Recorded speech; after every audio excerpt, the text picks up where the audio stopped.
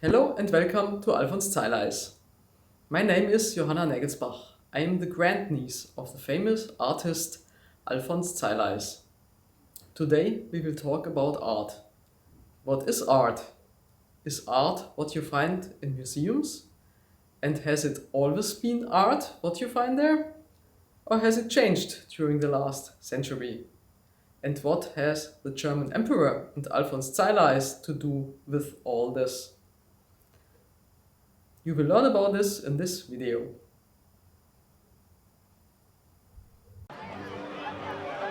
In 1888, the aristocratic world celebrated a lavish party.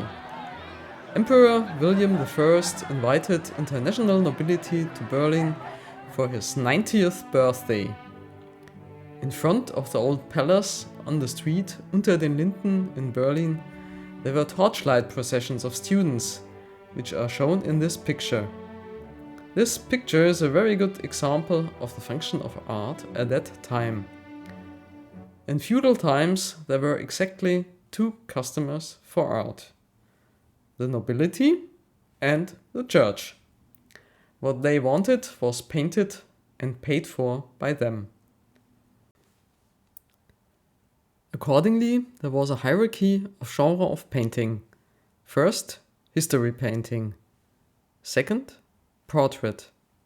Third, genre painting, which is scenes of everyday life. Fourth, landscape painting. Fifth, still life. History painting was the most important, still life was the least. This structure shaped painting in the Western world for centuries and determined what the church, nobility, and museums bought, and what they did not. Art had function and was read in the respective context.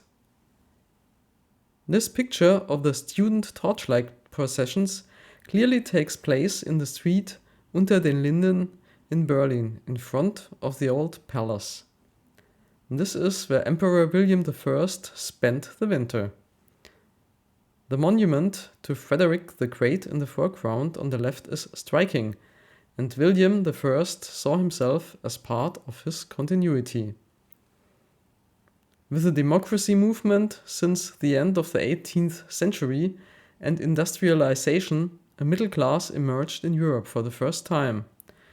Non-aristocrats became wealthy and were interested in art and its acquisition.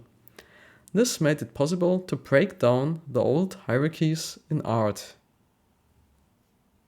Around the 1890s, the Impressionists such as Monet, Manet and Degas were still despised as sketchy. Partly, this new art movement of bright color painting was also welcomed and seen very positively.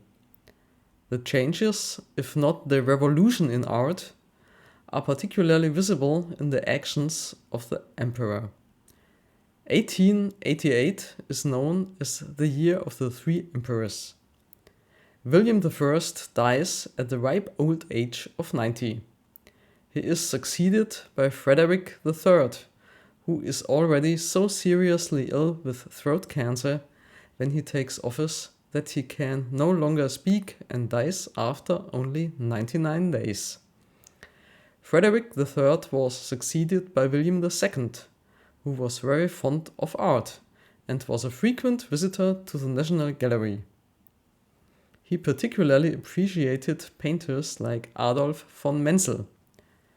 Adolf von Menzel celebrates the nobility in opulent paintings, such as Pause at the Wall or Blücher and Wellington on the battlefield of Belle Alliance.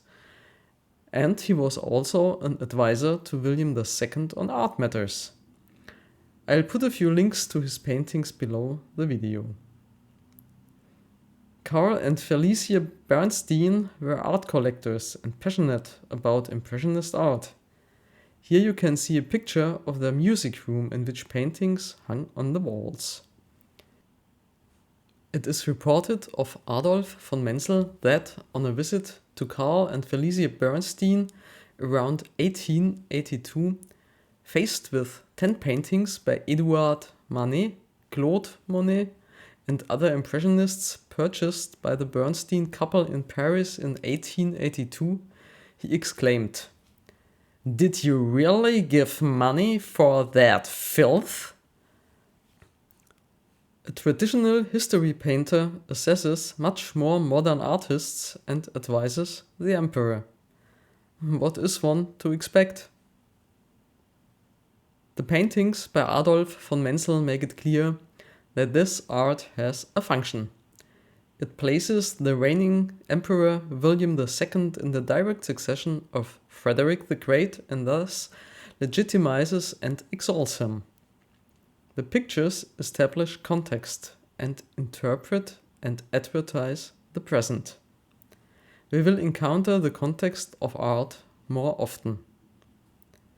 In 1896, Hugo von Tschudi became director of the National Gallery in Berlin, only about 700 meters from the monument to Frederick the Great unter den Linden that we saw earlier. With regard to the management of such institutions, a significant change also takes place at the end of the 19th century. Von Tschudi has a doctorate in law and also studied the fairly new subject of art history. For a long time, artists had run such galleries. The acquisition of paintings was done according to the preferences of the director and friendship with artists, and hardly systematically. This changed with the professionalization of museum management. Hugo von Tschudi wanted to give an overview of old and contemporary art. In the very year he took office, he purchased over 30 works by foreign artists, with a focus on the Impressionist painters Monet, Manet and Degas. The result does not surprise. Emperor William II did not like the way Hugo von Tschudi designed the National Gallery. The international press repeatedly reported on conflicts between the conservative emperor and Hugo von Tschudi. For example, in the St. Paul Globe on the 13th of September 1903. The Prussian cabinet order of Wednesday, taking the National Gallery from the control of the Berlin municipality and placing it under the Ministry of Public Instruction, is badly received by artists and by the city authorities. The order is ascribed to the initiative of Emperor William, whose opinion as to what ought to go into the gallery has several times diverged from that of the Municipal Art Commission and Herr von Tschudi, director of the gallery. For instance, the commission recently bought Kampf's Two Sisters of this season's Academy. What the emperor thought of that work is related by Kampf, who, as principal commissioner in charge of the Academy's exhibit, showed the emperor around. "Who painted this abominable thing?" inquired the emperor, stopping in front of the Two Sisters. "I did, Your Majesty," replied Kampf. Director von Tschudi wanted the gallery to have a Whistler and had arranged to buy the Nocturne No. 3, St. Mark's.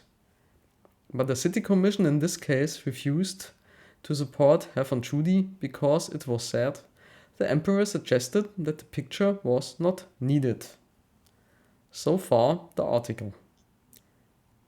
The emperor is conservative and rejects von Tschudi's actions. The conflict between von Tschudi and Emperor William II is internationally known and even reported in American newspapers. Finally, Hugo von Tschudi gave up. In 1909 he moved to Munich as director of the state galleries. So, what does all this have to do with Alfons Zeileis? Alfons Zeileis must have heard about these things through the press and follow the controversies about modern art at the time. In this time of upheaval, Alfons Zeileis began to study art and naturally had to find his style in this environment. It is to von Tschudi's credit, among others, that he brought foreign and above all Impressionist painters to Germany and made them known. Last but not least, Hugo von Tschudi was director of the state galleries in Munich at the time, when Alfons Zeileis was studying there. Immediately after taking office, von Tschudi completely redesigned the old Pinakothek. For the new Pinakothek, he acquired Impressionist works. Alfons Zeileis must have been aware of the controversies surrounding von Tschudi's activities in Munich. Alfons Zeileis may also have seen this painting, Apple Still Life, by Gustave Courbet in the old Pinakothek, which von Tschudi brought there. The two Courbet paintings that von Tschudi acquired had a combined value of 30,000 marks at that time, which means an average of 15,000 marks per painting. A still life of Ruth by Courbet was recently auctioned for 52,360 euros. Alfons Zeileis also painted an apple still life, possibly inspired by Courbet's painting, but much lighter and much less heavy. Maybe your view on Impressionist art has changed a bit now. What was despised by German nobility of the 19th century hangs now in museums and is sold for millions of dollars, if the German emperor liked it or not. In the next video we will talk about vaccination. Did vaccination exist in the 19th century? If yes, for which illnesses? And was Alfons Zeileis vaccinated? I look forward to seeing you then.